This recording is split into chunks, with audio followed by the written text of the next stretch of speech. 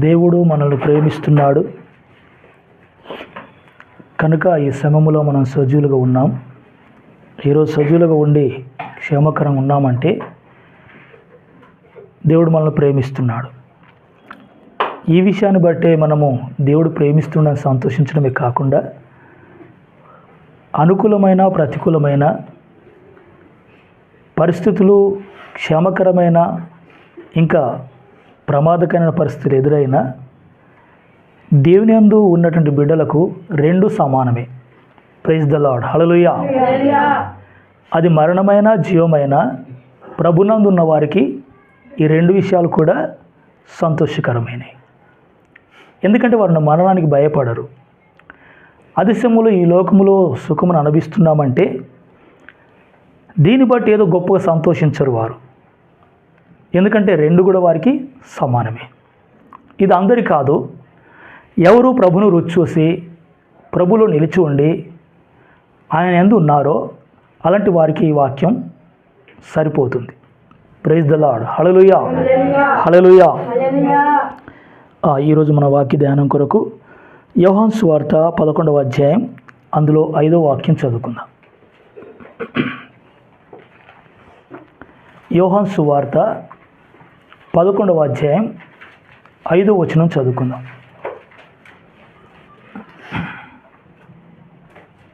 ఒకటి వచనం చదవాలి. చదవండి ఎవరైనా.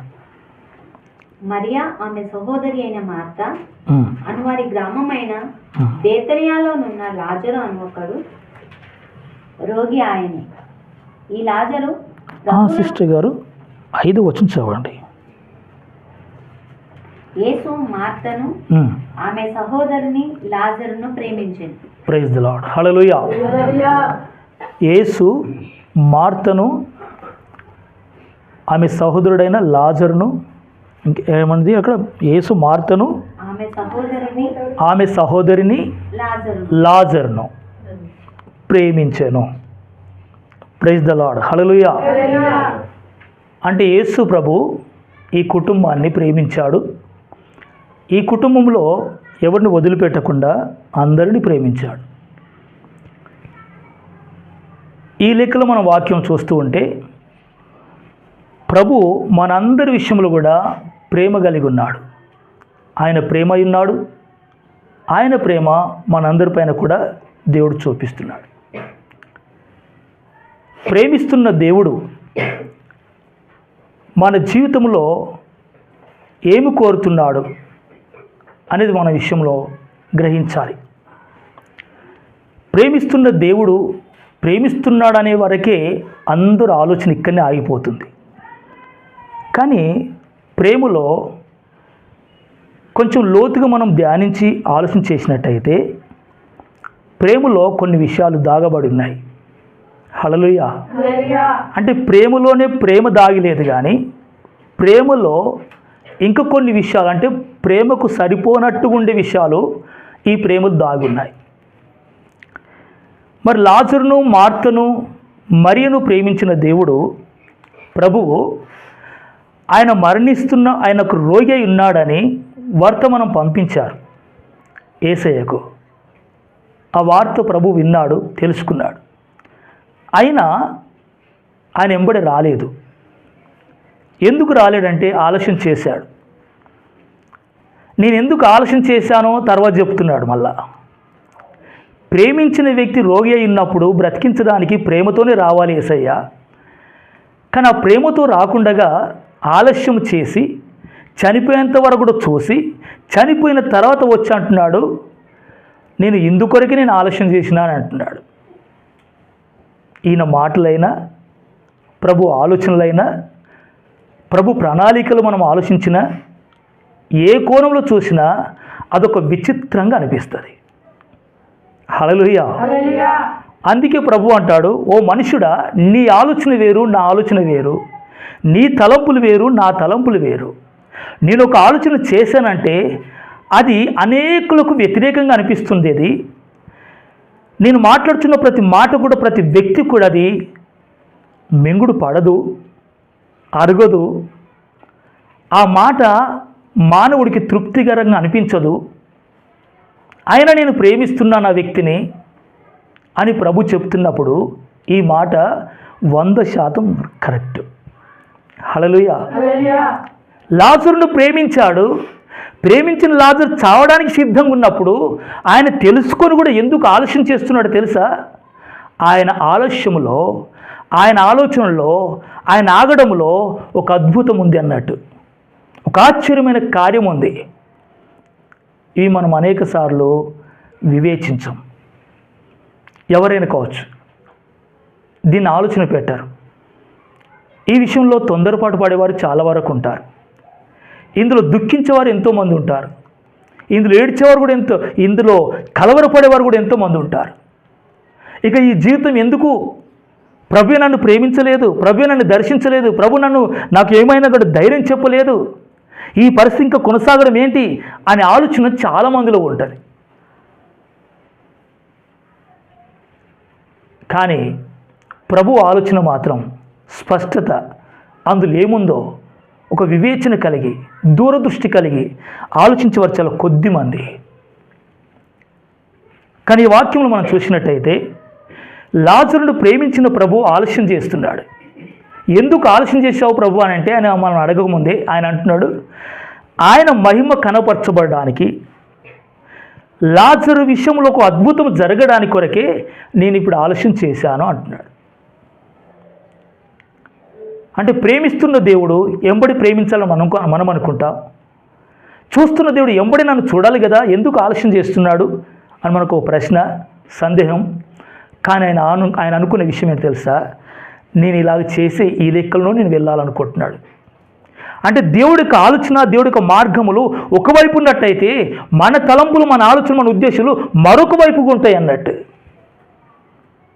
ఎప్పుడు కూడా దేవుడికి ఆలోచనకి ఎవరైతే వస్తున్నారో, ఆయన ఆలోచనకి ఎవరైతే సరిగ్గా గ్రహించి ఆ ఆలోచన కొరకు వెయిటింగ్ చేస్తున్నారో, వేచి ఉంటున్నారో, వారి జీవితంలో దేవుడు, ఆయన ముందు ప్రేమిస్తున్న దేవుడు, ఈ ఆలస్యం అవుతున్నప్పుడు ఇంకా నువ్వు దేవుని ప్రేమించుకుంటుంటే ఆ ప్రేమ మరలా చివరికి చూస్తావు.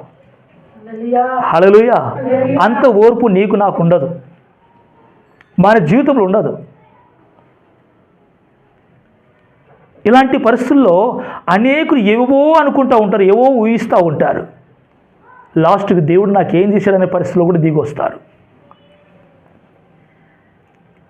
ఈ పరిస్థితుల్లో ప్రభు మనల్ని ప్రేమిస్తున్నాడంటే ఆయన ప్రేమ పరిపూర్ణం కావాలని ప్రేమిస్తున్నాడు. ఆయన ప్రేమ ఇంకా పరిపూర్ణతలోకి రావాలని, ఆయన ప్రేమ పరిపూర్ణముగా మన జీవితంలో నెరవేర్చబడాలని ప్రభు ఇంకా ప్రేమిస్తూనే ఉన్నాడు. ఆ ప్రేమ మన జీవితంలో కనబడాలని కోరుకుంటున్నాడు దేవుడు. ఎలా కోరుకుంటాడు తెలుసా?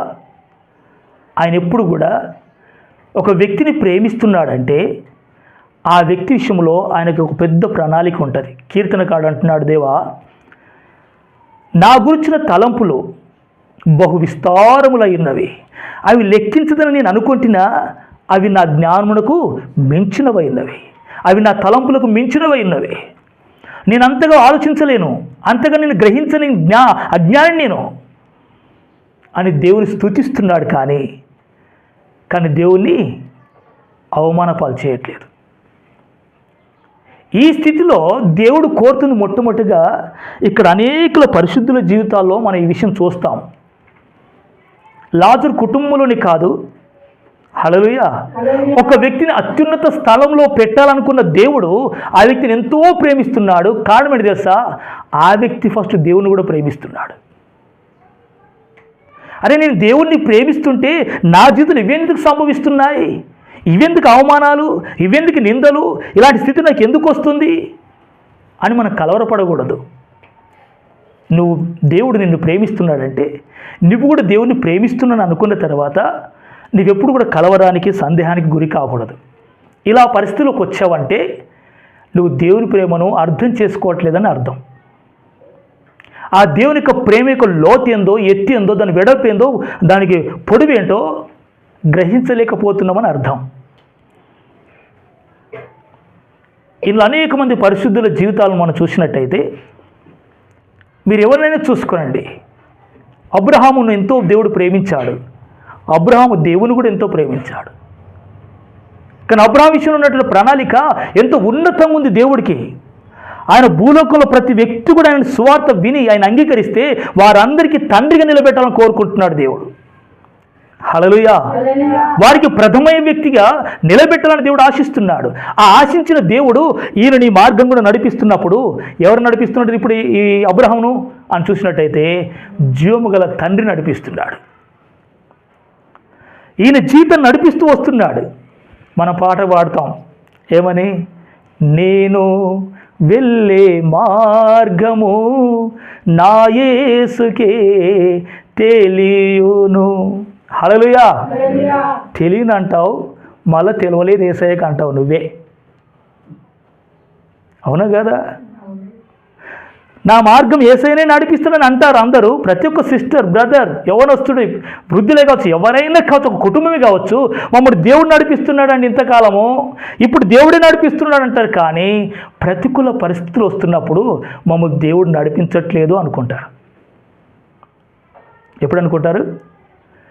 ప్రతికూల వాతావరణం వస్తున్నప్పుడు దేవుడు మమ్మల్ని చూడట్లేదు అనుకుంటారు. దేవుడు మా మీద శ్రద్ధ చూపట్లేదు అని అంటారు. దేవుడు మమ్మల్ని మర్చిపోయాడేమో అని అనుకుంటారు. సహజంగా అందరూ అనుకునే విషయమే. నాకు కూడా రావచ్చు, అప్పుడప్పుడు కూడా వస్తుంది కొంచెం, కానీ ఎంబడే డిలీట్ చేసుకోవడానికి చూస్తాను నేను. Praise the Lord. హల్లెలూయా.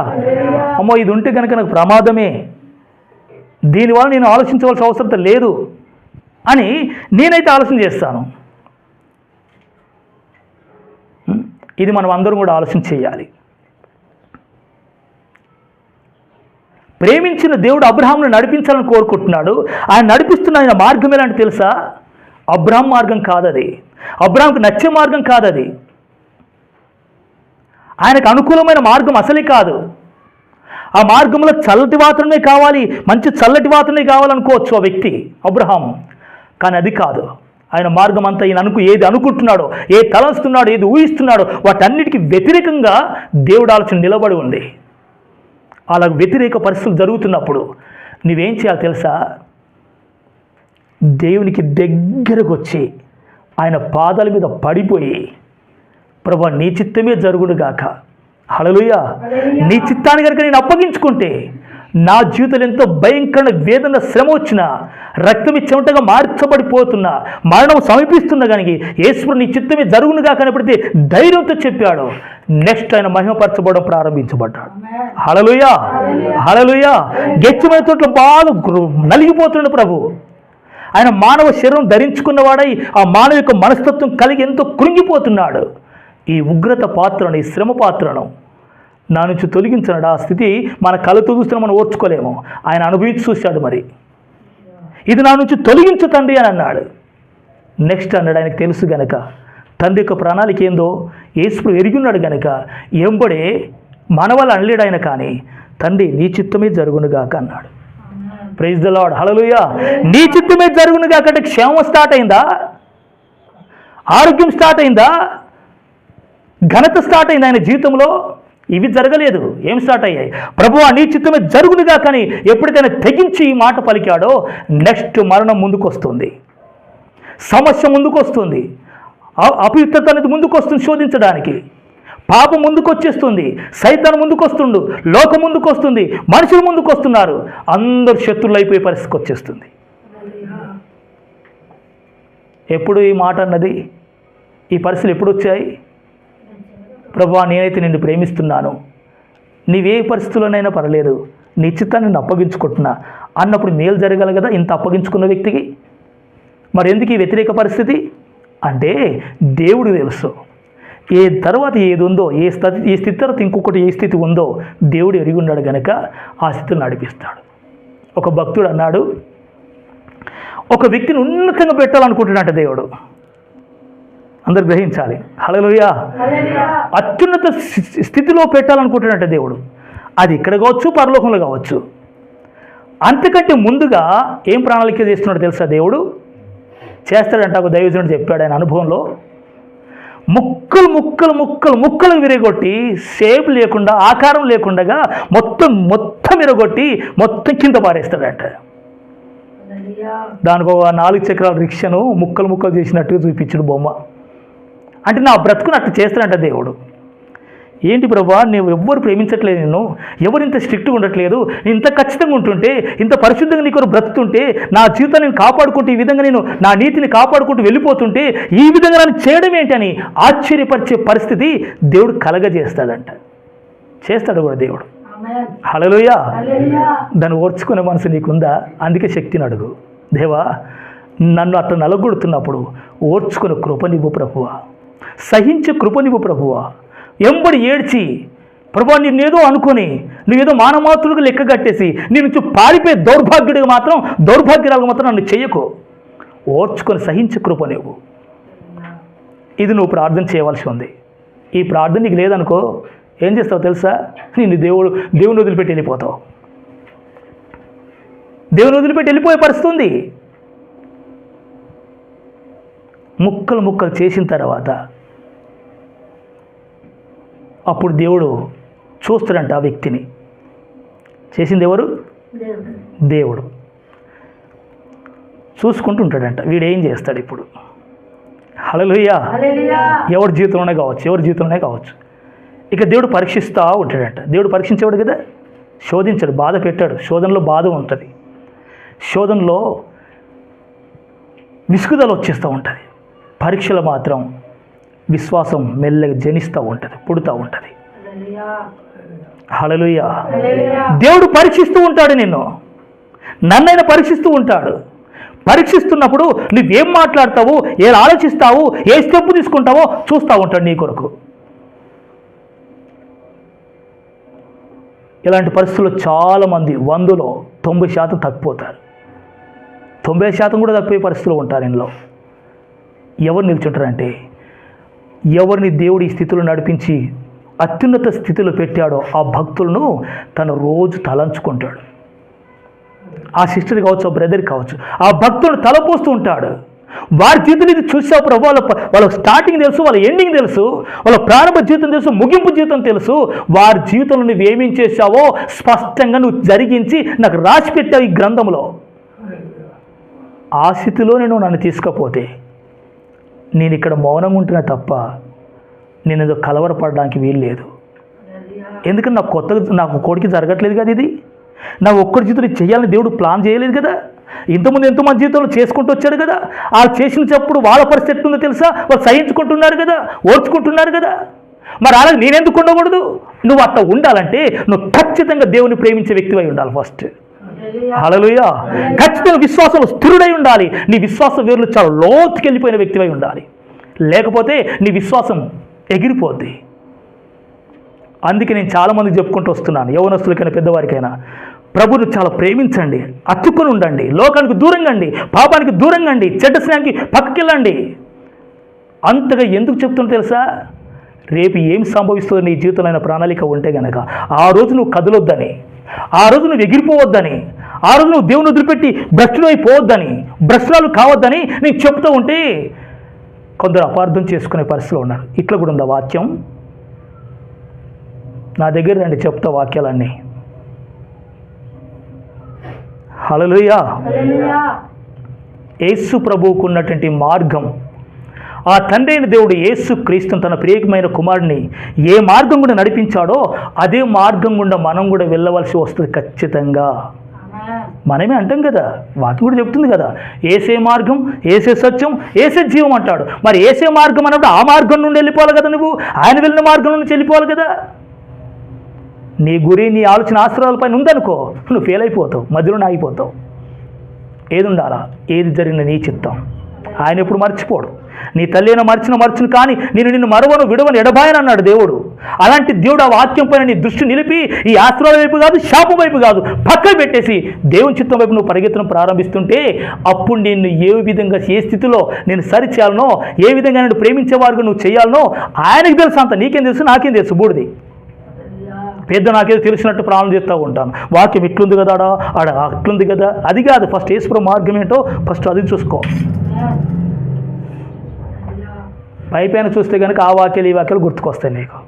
అదే వాక్యానికి కొంచెం లోతులు చూస్తే కనుక లాస్ట్ ఇయర్ ఒకటే క్రమం కనబడుతుంది. ఏంటది? సహించు, పరలోకానికి వెళ్ళిపో. Praise the Lord. హల్లెలూయా. ఓర్చుకో, పరలోకం వెళ్ళిపో. శాశ్వతం కాదు ఇది నీకు. నువ్వు ఆయనను ఆశ్రయించినందుకు నిన్ను వదిలిపెట్టని దేవుడు ఆయన. అబ్రహామును అనేక విశ్వాసులకు తండ్రిగా చేయడానికి అబ్రహామును దేవుడు అబ్రహాం మార్గంలో నడిపించలేదు, కానీ తన మార్గం నడిపించుకున్నాడు దేవుడు. హల్లెలూయా, హల్లెలూయా. అబ్రహాము వెళుతున్న మార్గం ఒకటి ఉండొచ్చు, ఆయన నచ్చే మార్గం ఒకటి ఉండొచ్చు, కానీ ఆ మార్గం కూడా ఒక్కొక్కసారి కూడా నడిపించలేడు దేవుడు. ఆ మార్గం కూడా అసలు తీసుకుని వెళ్ళలేదు దేవుడు. ఆయన నడిపిస్తుండే కనుక ఆయన యేసు మార్గంలో నడిపిస్తున్నాడు. నేనే మార్గమన్నా దైవ మార్గంలో నడిపిస్తున్నాడు. అది అబ్రహాంది కాదు, ఇస్సాకుది కాదు, యాకోబుది కాదు, ఎవ్వరిది కాదు. అది నీది నాది కూడా కాదు ఆ మార్గం. ఒకవేళ నా మార్గమే అనుకుంటే కనుక అక్కడ నీది జరుగుతుందేమో మొత్తానికి. నీది కాదు కాబట్టి ఇక్కడ నువ్వు సహించాలి, ఇక్కడ నువ్వు ఓర్చుకోవాలి, కొంచెం కనిపెట్టాలి, ఇక్కడ కొంచెం నువ్వు చూస్తూ ఉండాలి, నిలుచుండి చూడాలి. ఇది నీతను కాకపోతే కనుక నీవు క్రైస్తవ జీవితం జీవించలేవు. ఒకవేళ జీవిస్తున్నా దానికి ఫలితం లేని క్రైస్తవ జీవితం అయిపోద్ది. అబ్రాహాము జీవితంలో ఎన్నో విషయాలు దేవుడు తీసుకొచ్చాడు, కఠిన పరిస్థితులు తీసుకొచ్చాడు. ఆ ఇస్మాయిల్ను హాగర్ను బయట పంపించేసే అన్నాడు దేవుడు. ఏంటి దేవుడు అంటే ఇలాంటి మాట మాట్లాడతాడా?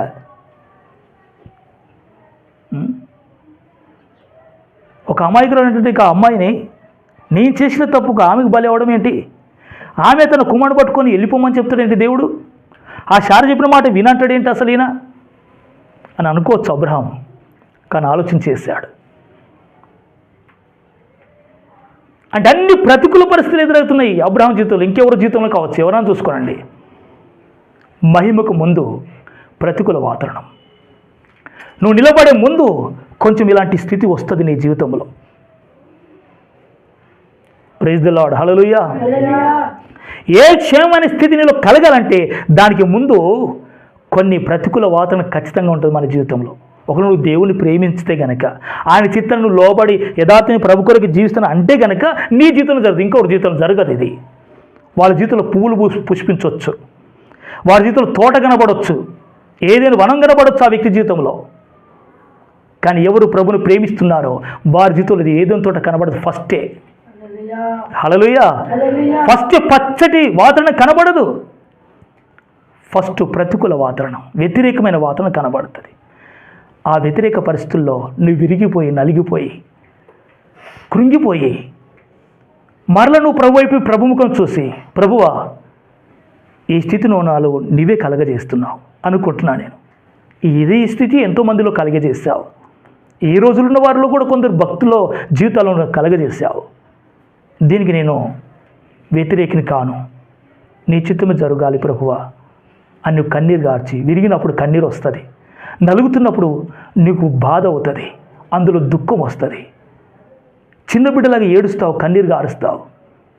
ప్రభువా నా పరిస్థితి ఏంటని అంటావు. అయినా ప్రభువా నీ చిత్తమే జరిగించంటావు. ఈ కన్నీరు, ఈ బాధ, ఈ రోదన, ఈ మొర, ఈ ప్రార్థన రావాలంటే ఏం కావాలా? నువ్వు ఖచ్చితంగా ఇరగవలసిందే. ఆయన ఏ రూట్లో ఏ స్థితిలో ఇరగొడతాడో అది ఇరగొట్టి ఆయనకు దగ్గర తీసుకొచ్చుకుంటాడు యేసయ్య. హల్లెలూయా. తీసుకొచ్చిన తర్వాత నెక్స్ట్ పని చేస్తాడు ఆయన. అందరూ ముందే నాకు ముందే పని కావాలంటారు, ముందే నేను పరిశుద్ధిని కావాలంటారు, ముందే నేను ఏదో చెయ్యాలనుకుంటారు, ముందే నేను ఎటు పోవాలనుకుంటారు. నువ్వు దేవుని చిత్తంలో ఉన్న బిడ్డవు అయితే కనుక అట్లా ఎప్పుడు నీకు జరగదని గుర్తుపెట్టుకో. Praise the Lord, hallelujah. నువ్వు నిజంగా దేవుని దృష్టిలో ఉంటే కనుక నీకు ఎంబడితే జరగదు.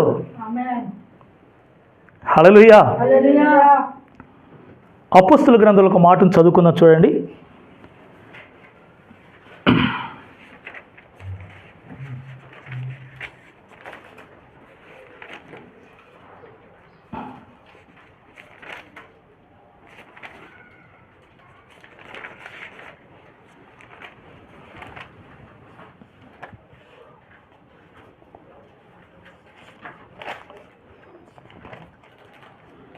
పద్నాలుగో అధ్యాయం 22 వచనం చదవండి.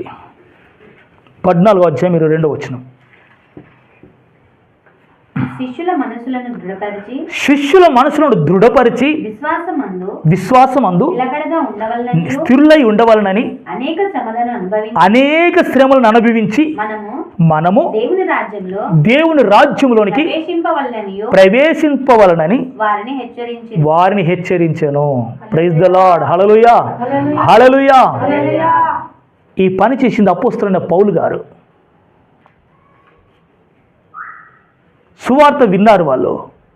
యేసే నిత్య జీవం, యేసే మార్గము సత్యం జీవం, ఆయన నన్ను పరలోకానికి మార్గమై ఉన్నాడు, ఆయన నన్ను పరలోకం తీసుకుపోతాడని చెప్పి ఈ సువార్త అపోస్తలుల ద్వారా కొందరు ప్రజలు విన్నారు.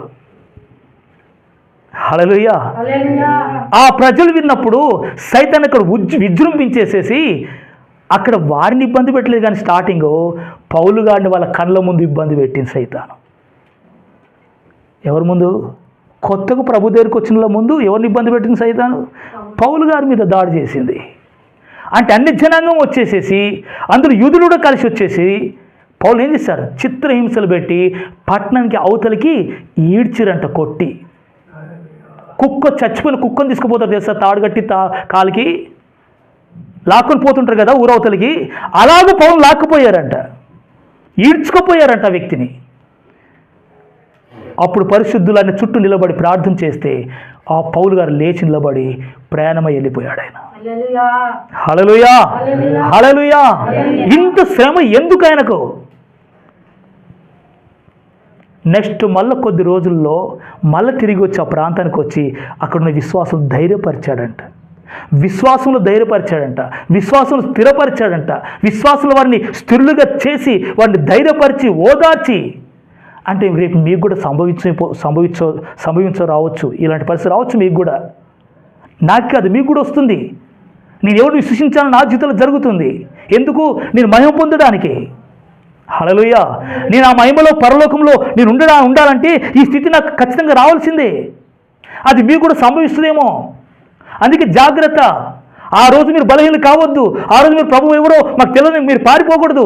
విశ్వాసం నుంచి బయటికి వెళ్ళిపోవద్దు. మీరు విశ్వాసం స్థిరులు కావాలి అని వాళ్ళని హెచ్చరిక చేసి దృఢపరిచి ధైర్యపరిచి అక్కడి నుంచి వెళ్ళిపోయాడట పౌలు గారు. హల్లెలూయా, హల్లెలూయా. ఇది అనేకులకు మింగుడు పడదు. అనేకులు ప్రకటించరు కూడా ఈ సత్యాన్ని.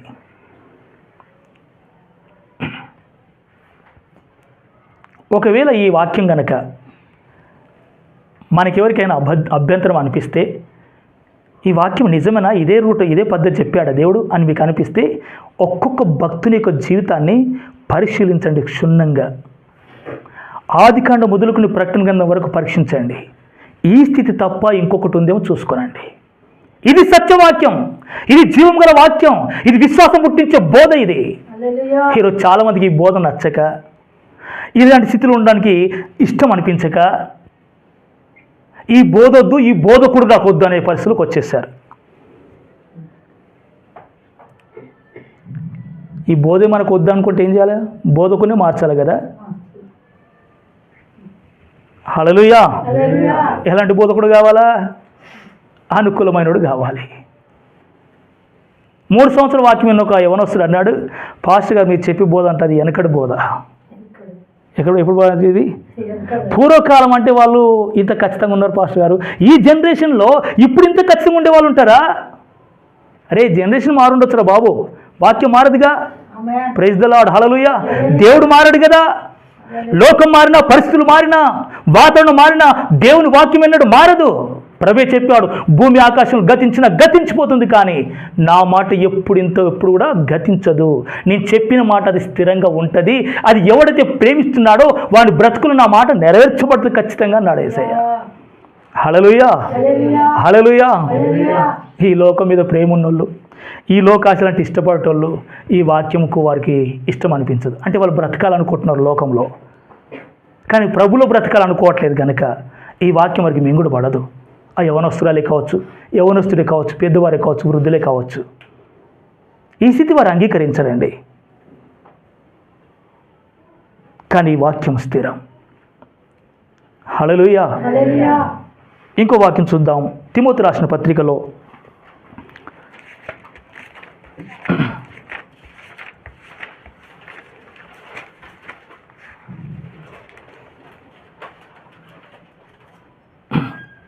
తిమోతి రాసిన 2వ పత్రిక 2వ అధ్యాయం 11వ వాక్యం చదవండి.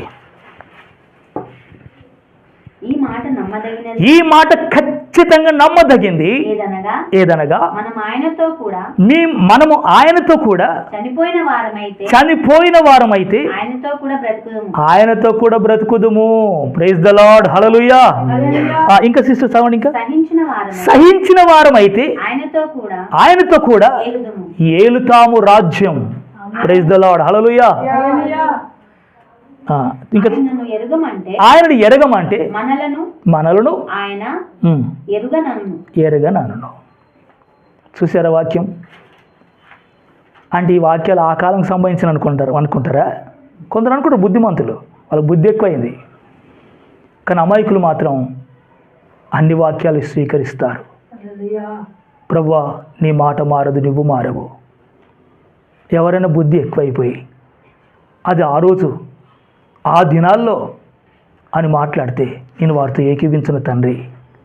ప్రభువా, నేను వారితో ఏకీవించను. వారి మనస్సు వేరు, వాళ్ళ ఆలోచన వేరు, వారు భక్తికున్న గురి వేరు, వారు చేస్తున్న భక్తి ఆలోచన వేరు వాళ్ళది.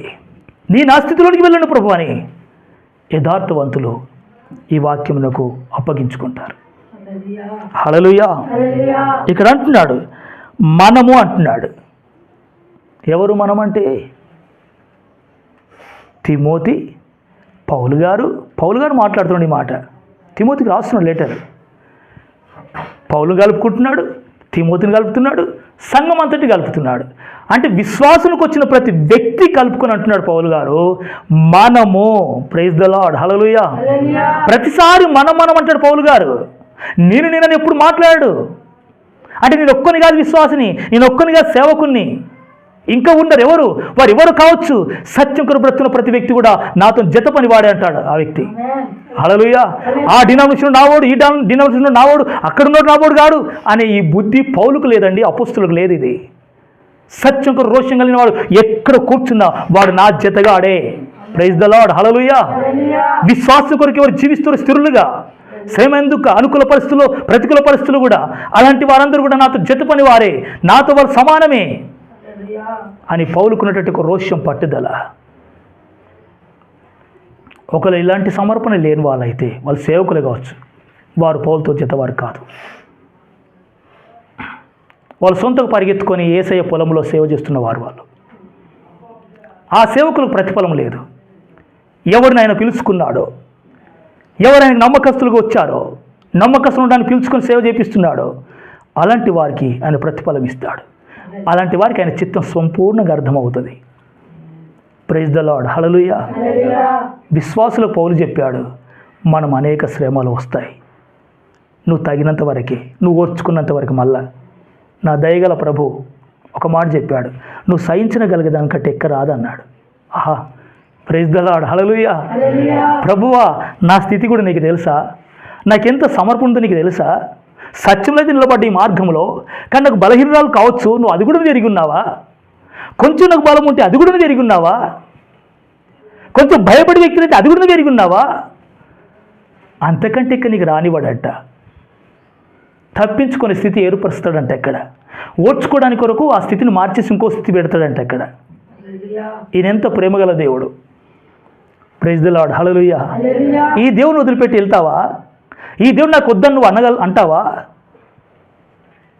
కుడి ఎడమల వైపు ఆలోచిస్తున్న తండ్రి, ఒక తల్లి కంటే ఒక తండ్రి కంటే ఎక్కువగా ఆలోచిస్తున్న ప్రభువు మన కొరకు ఉంటున్నప్పుడు నీ సమర్పణలో కొద్దిగా ఉండకూడదు, నువ్వు నీ విశ్వాసంలో కొద్దిగా ఉండకూడదు.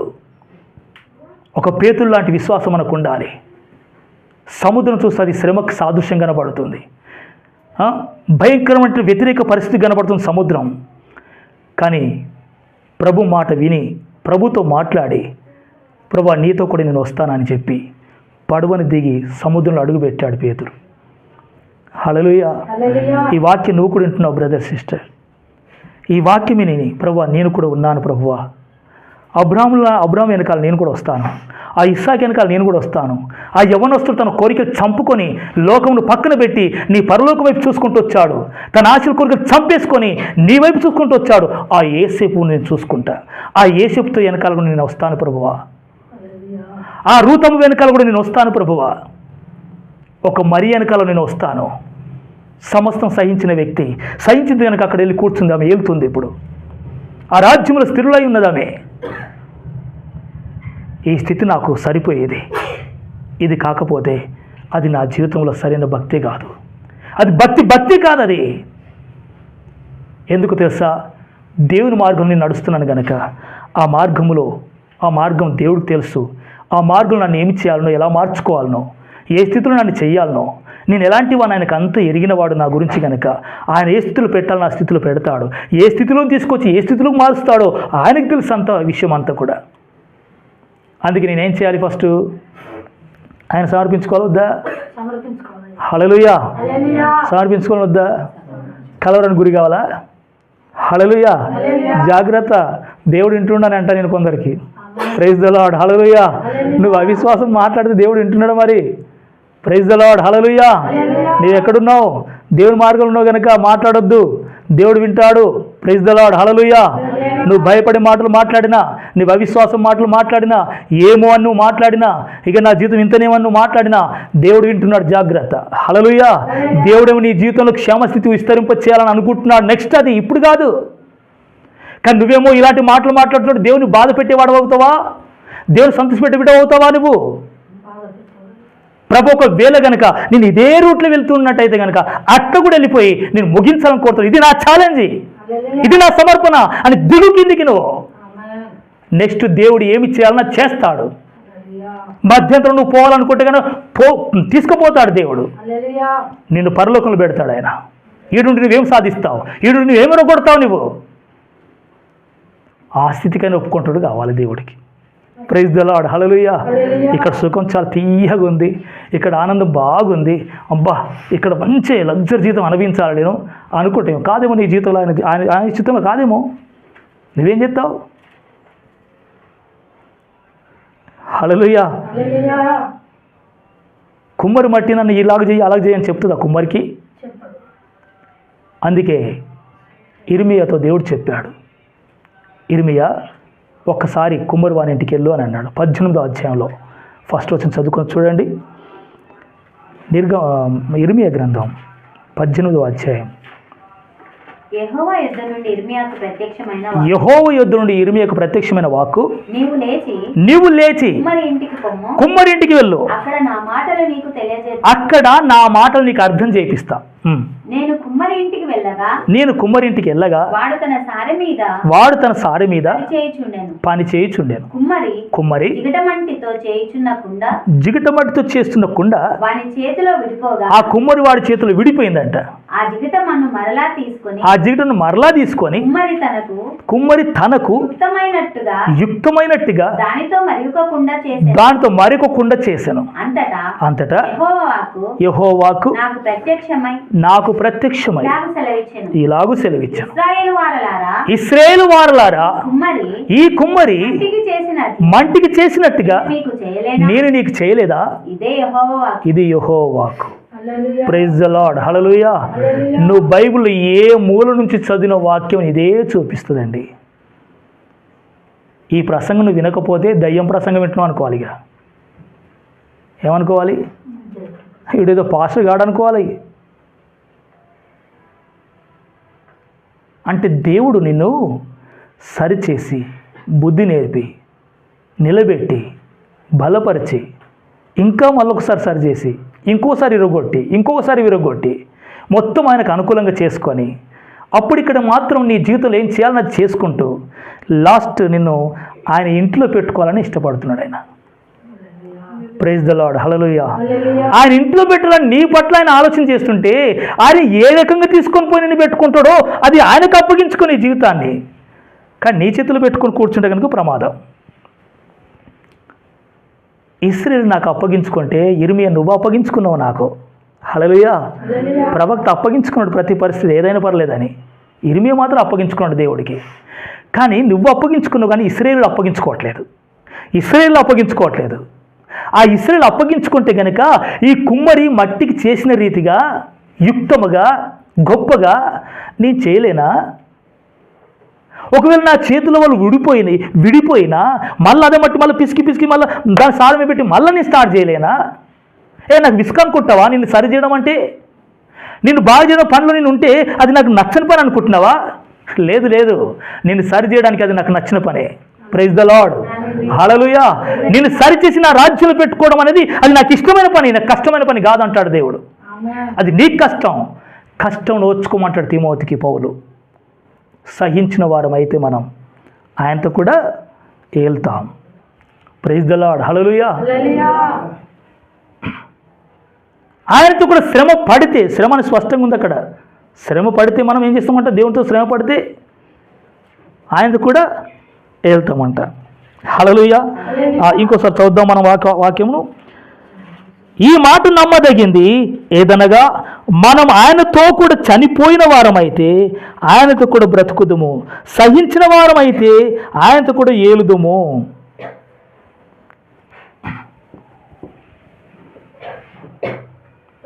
దేవునితో కూడా చనిపోవడానికి ఇష్టపడాలంట. హల్లెలూయా. ఆయన తండ్రి ఇష్టానికి అప్పగించుకొని చనిపోయాడు. తన చిత్తానికి అప్పగించుకొని చనిపోలేదు యేసయ్య, తండ్రి చిత్తానికి అప్పగించుకొని చనిపోయాడు. మనం కూడా తండ్రి చిత్తానికి అప్పగించుకొని చనిపోయిన వారం అయితే గనక, హల్లెలూయా, సహించిన వారం అయితే గనక ఆయనతో కూడా ఉంటామంట. దీనికి చాలా విల కావాలి, దీనికి చాలా రేటు ఉంటుంది. నీ జీవితమును సమస్తం త్యాగం చేయవలసి వస్తుంది, ఇది వేళ. తగ్గించుకోవాల్సి వస్తుంది, ఇది వేళ. అర్పణ చేసుకోవాల్సి వస్తుంది, ఇది వేళ. అక్కడిక్కడ చూడకుండా దేవుని వైపు చూడవలసి వస్తుంది, ఇది వేళ పెట్టాలి. ఇంతగా నువ్వు చేస్తే గనక దేవుడు నేను ఆయన చేతిలో తీసుకుంటాడు. ఆయన చేతిలో నీ జీవితాలు ఇవి కూడా నష్టపరచబడలేదు. ఆయన చేతిలోకి వెళ్ళిన ఏ బ్రతుకు కూడా మధ్యంతరంలో వదిలిపెట్టబడలేదు. ఆయన చేతులకు అప్పగించుకున్న ఏ భక్తుడు కూడా, ఏ భక్తురాలు కూడా వారు ఎప్పుడు కూడా విడిచిపెట్టబడలేరు. హల్లెలూయా, హల్లెలూయా. వింటున్నావు, మంచిదే. దీన్ని సమర్పించుకోవాలని సమర్పణ ఉందా? ఆ పరిస్థితి వచ్చినప్పుడు నిలబడాలని నీకు ఆశ ఉందా? ఆశ ఉంటే యేసయ్య పాదాలు పట్టుకొని పశ్చాత్తాపడి దుఃఖపడి, ప్రభువా నీవే జరిగించు నా బ్రతుకులో, నువ్వు నన్ను అయితే వదిలిపెట్టొద్దు, నా కుటుంబాన్ని వదిలిపెట్టొద్దు, నా పిల్లల్ని వదిలిపెట్టొద్దు ప్రభువా, ఇది లాస్ట్ నా విన్నపం, ఇదే నాకు దొరికిన ఆలోచన, ఇంతకంటే వేరేది లేదుగా, వేరేది ఆలోచించదలుచుకోలేదు నేను అని ప్రభుతో రహస్యంగా ప్రార్థన చేసి నీ విరిగిపోయిన బిడ్డవై దేవునిలో కన్నీరు గార్చి పశ్చాత్తాపడి నువ్వు దేవునికి అప్పగించుకుంటే దేవుడు నేనేం చేస్తాడు? ఆయన మార్గంలో నడిపించుకొని నేను ఇక్కడ నీకు తగినంత వరకు నీకు ఏది అవసరం ఉందో అది చేసి లాస్ట్కి ఆయన రాజ్యంలో తీసుకుని వెళ్ళిపోతాడు. ప్రైజ్ ద లార్డ్, హల్లెలూయా. ఇందులో ఎవరూ రారు. ఈ దేవుడి మార్గాన్ని నడిపిస్తున్నప్పుడు ఎవరు నీకు నీతో తోడుగా రారు. ఎందుకంటే వారికి అది కష్టం అనిపిస్తుంది, విచిత్రం అనిపిస్తుంది, ఇదేంటో బ్రతక అనిపిస్తుంది వాళ్ళకు.